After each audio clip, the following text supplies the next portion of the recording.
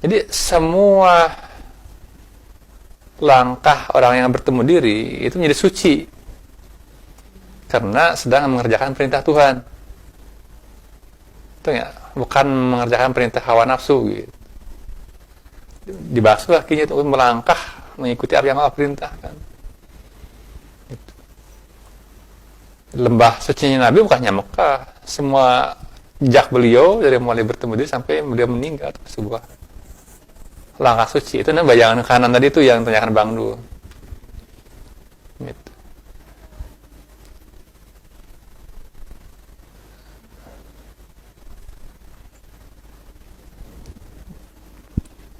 Itu ditanya tadiannya.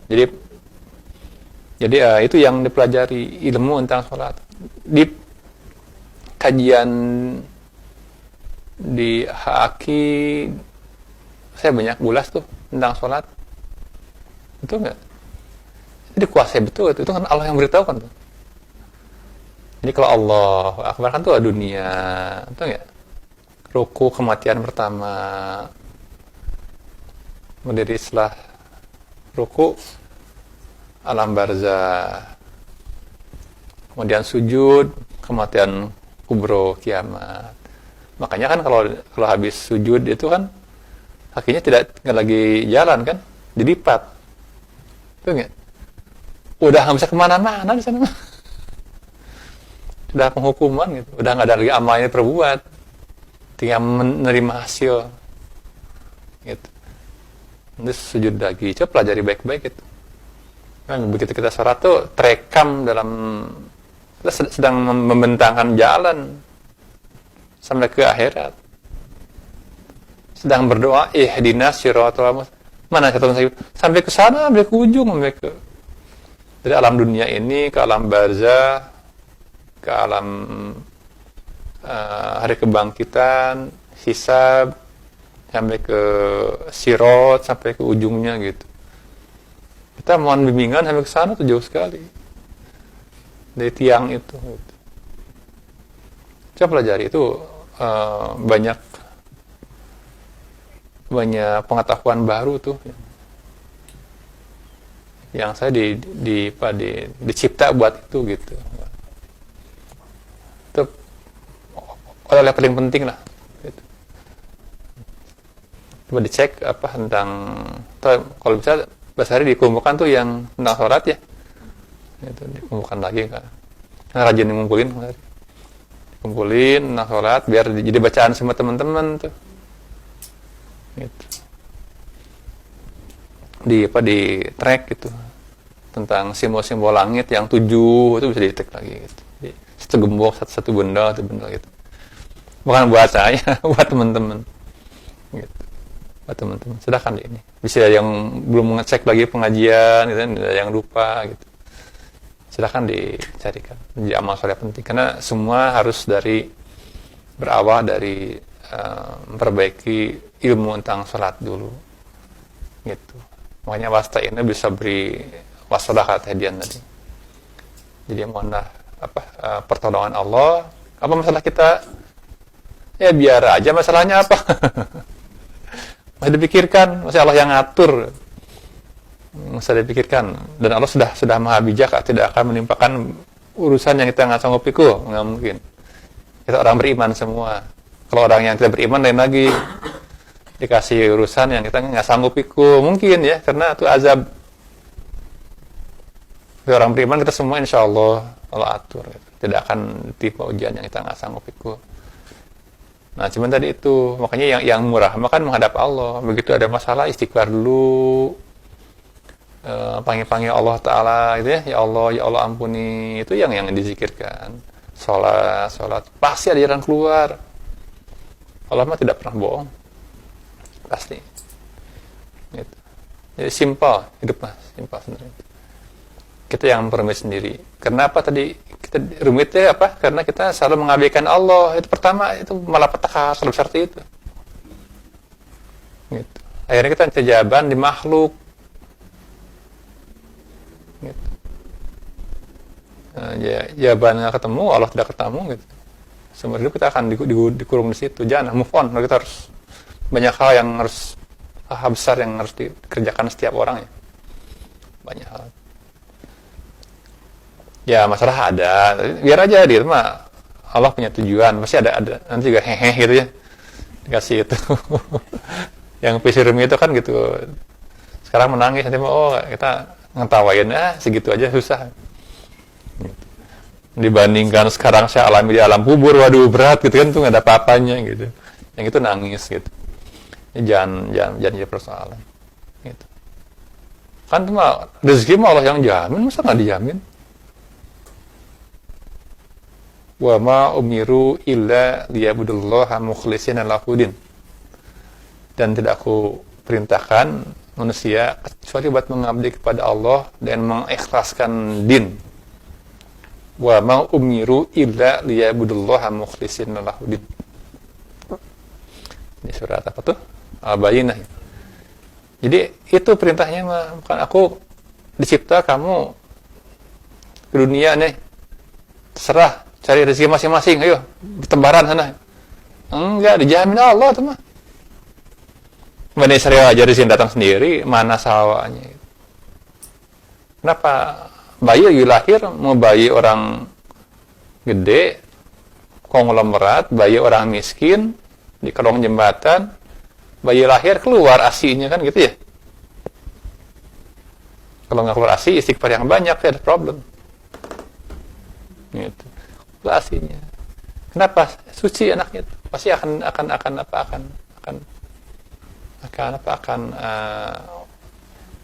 datang si rezeki itu. Kenapa? Buat siapa? Buat ibunya? Bukan. Buat bayinya. Rezeki itu. Buat bayi. Kenapa? Suci bayi itu. Jadi asi kita tidak pernah hilang. Sidang itu kalau kita kotor, kita bersih, selalu ada asi. Rezeki mah dijamin Allah Ta'ala. Gitu. Itu ayat tuh. Bayi lahir, mau anak orang miskin, mau anak konglomerat, anak presiden, orang kaya gitu ya. Ada asinya keluar. Nah, aplikasikan ya. Yang mancing siapa? Bayi. Mau bayi penjahat pun sama aja ada asinya. Gitu. Nah, kalau kita pun selalu ada asi itu, cuman ada bentuk yang lain yang menghalangi dosa kita. Istighfar itu akan menyingkap rezeki.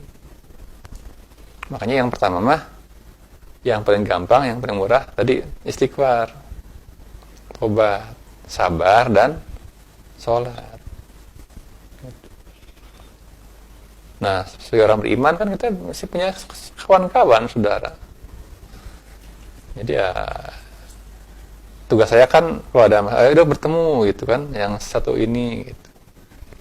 Sudah jadi kewajiban di antara kita untuk saling perkenalkan di antara kita. Jodoh misalkan, ayo bertemu gitu kan, ta'arufan, nggak apa-apa. Iya. Ini juga, itu juga. Tiap orang itu ada pasangan masing-masing. Tenang, selalu ada, jangan khawatir.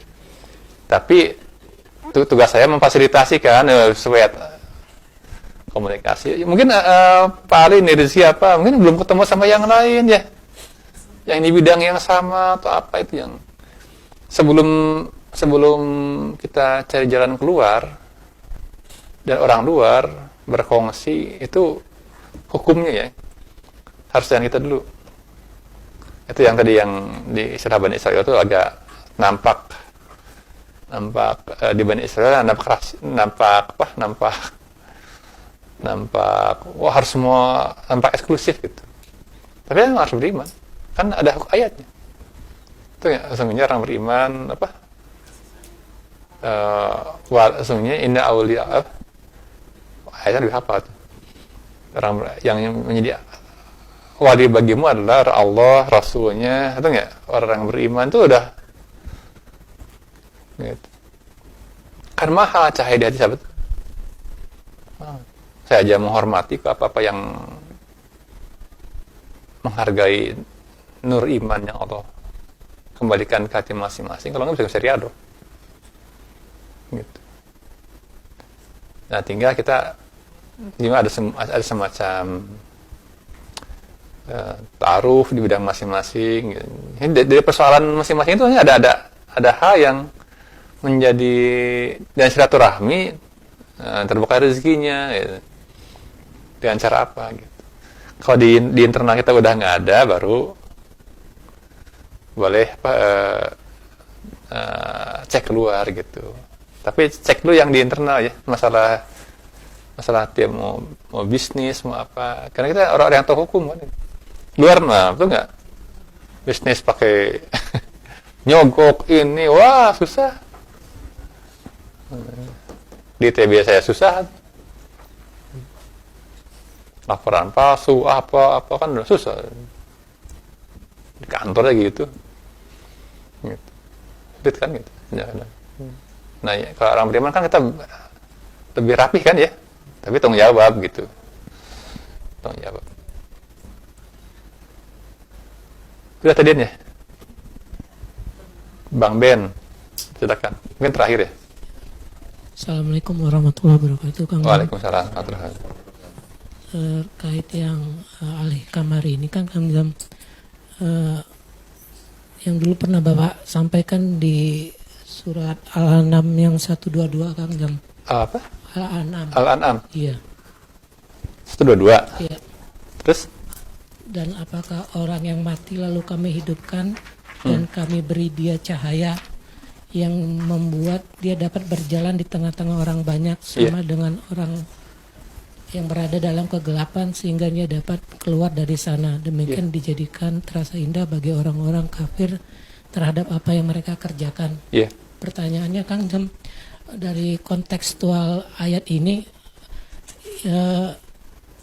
orang yang mati itu benar-benar seperti mati telah masuk ke alam barzah yang diberi cahaya, ataukah orang yang mati yang dia hadis Rasulullah itu yang seperti Abu Bakar mati dari kehidupannya? Itu satu Kang Jam. Jadi yang diberi cahayanya itu maksud saya orang yang mati itu akan bisa berjalan benar di kehidupan dunia ini, ataukah amalnya itu udah putus, maksudnya nggak ada urusan lagi dengan ini yang terkait sama Nabi dan Wali Allah itu ya Kang. Itu yang pertama. Yang kedua, yang diberi cahaya itu kalau menurut yang di 120-nya itu adalah yang meninggalkan dosa terlihat ataupun yang tersembunyi. Itu apakah terkait ayat ini juga Kang Zam? Jadi Allah itu memberi cahaya itu orang yang mampu meninggalkan dosa yang terlihat ataupun yang tersembunyi. Terus yang di 121-nya, janganlah kamu memakan daging hewan yang tidak disembelih. Ini terkait makanan halal atau juga dengan itu Allah ridho atau enggak untuk memberi cahaya itu Kang Zam. Baik Bang Beni, jadi yang pertama, awamangkana maitan fa ahyainahu wa ja'alna lahu nuron. Jadi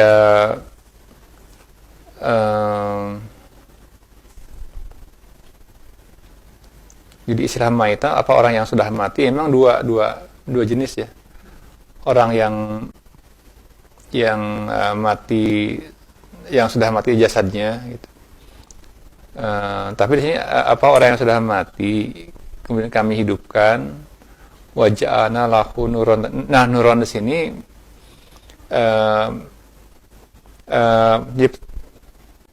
ini ke Roh Kudus ya, si nur itu. Waja'ana lahu nuron. Gitu. Nah, si kematian ini memang harusnya kalau orang yang sudah misalkan kita meninggal dunia, kalau hanya jalan-jalan sih di alam jalan-jalan kita masuk ke alam barzah, kemudian dihidupkan di sana, itu tidak harus dengan saya Roh Kudus. Orang yang langit 2, 3 meninggal, yang solihin, itu masih udah kakek kita yang meninggal walaupun belum ketemu diri, misalkan kan ya, Tapi orang yang soleh masih bisa berkunjung kan. Cuman tingkat jalan-jalannya memang berbeda gitu. Gitu, beda-beda. Kalau misalkan syuhada ke atas, syuhada sidikin nabi-nabi, mereka sudah meninggal, tapi kan masih ketemu. Nah itu tidak mengurus kehidupan kita, tidak mengurus. Tapi orang-orang yang meninggal atau kita nanti akan meninggal gitu. Nah, berharganya terbuka mata kita, akal kita, karena mereka juga melihat kita, bukan melihat dunianya sebenarnya itu, melihat Allahnya, melihat ayat Allah dan pengaturan Allah di permukaan bumi. Jadi proses menambah iman mereka terhadap kitabullah jadi di sana juga ada. Karena pas meninggal juga mereka kan tentang dunia kan belum tersikat banyak. Makanya dikasih mata, mereka melihat semua apa yang terjadi sampai hari kiamat. Betul nggak? Kalau kita meninggal, nikmat Allah luar biasa. Dalam keadaan berserah kepada Allah, apalagi ada Ruhul Kudus, kita nggak meninggal. Kita ibadah di sana, melihat sampai hari kiamat, jangan aja. Tapi kan yang susah, gimana supaya meninggal nggak buta gitu. Karena kebanyakan buta di alam barzah tuh, kebanyakan tuh buta, gitu. Nauzubillahi min dzalik ya kita semua. Jadi biar sampai kita lihat anak cucu kita kan tuh nggak sampai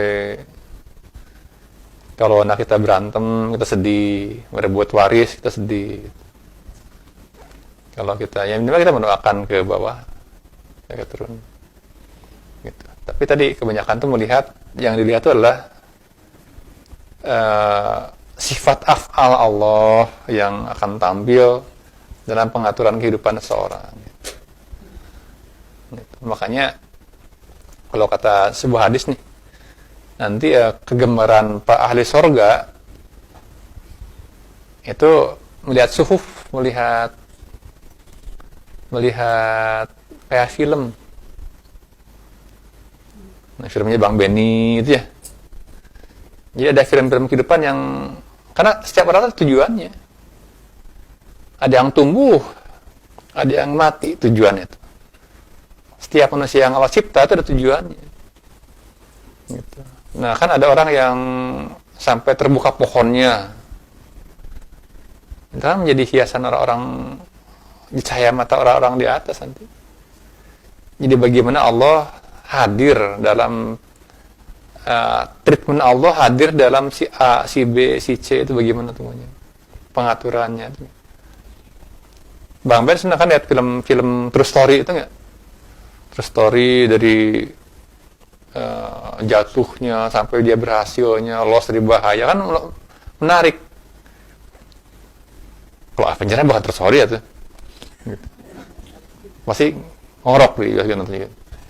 Jadi kalau kisah True Story manapun ya, kalau yang dia fight dan itu luar biasa, manusia manapun juga pasti ada perbuatan Tuhan di situ. Banyak film-film bagus yang tentang True Story. Mau artis, mau apa, pasti ada goncangan, ada gitu. Di situ semua diatur kok, nggak mungkin di luar pengaturan Allah Ta'ala. Nah itu kata Rasulullah, nanti kegemaran para ahli surga itu adalah pertama rental video kali ya gitu. Zaman dulu kok video rental sama beli gitu, walaupun palsu DVD-nya beli, cuma nyewa kan setel gitu kan, sama aja. Jadi itu tersingkap dari kisah hidup seorang, maksudnya yang disingkat itu Allah Ta'ala gitu. Jadi afalnya Allah terhadap diri seseorang gimana gitu. Atau tidak kita lihat kisah hidupnya Rasulullah dari kecil sampai besar. Kita lihat videonya Nabi Yusa bin Nun, videonya Nabi Idris, videonya Nabi Musa yang belah laut, kan untuk ngapain lihat? Bukan 2 dimensi, kita nyemplung di situ lagi lihatnya. Begitu di setel langsung kita di situ lagi melihat peristiwanya apa yang bukan kayak dua layar apa tuh, dua dimensi gitu kan, Atmos gitu. Bukan gitu, tapi ya betul-betul kita ada di situ hadir. Banyak hal yang kita bisa konfirmasi dan kelihatan. Nah, kalau kita cukup menarik hidup kita, itu akan menjadi, makanya sebuah ayat, kita cuma beling, buram, nggak ada apa-apa, kita bisa bersyukur kepada Allah Ta'ala, itu nggak? Di tanah yang tandus, tiba-tiba muncul sebuah pohon syukur yang lebat, wah luar biasa. Jadi kalau tadi orang yang punya banyak fasilitas mah ya itu nggak aneh. Itu nggak, para nabi itu nggak aneh. Jadi kalau orang-orang yang biasa, tapi dia bisa bersyukur, bisa membuka hal yang itu harus menjadi sebuah motivasi buat kita. Gitu. Karena para nabi pun mereka hadir untuk menyemai manusia yang besar ini, gitu tujuannya. Gitu. Jadi ada orang-orang yang bukan nabi, bukan rasul, tapi di mimbar-mimbar para nabi kan begitu. Itu yang harus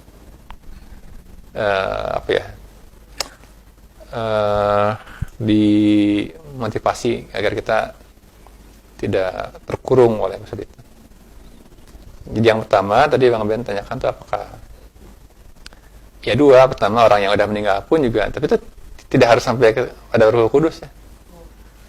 Gitu, udah bisa jalan-jalan tuh ketemu kakek kita semua. Alhamdulillah, nikmat besar kan. Oh iya, tentu saja. Karena alam barzah juga alam pembersihan.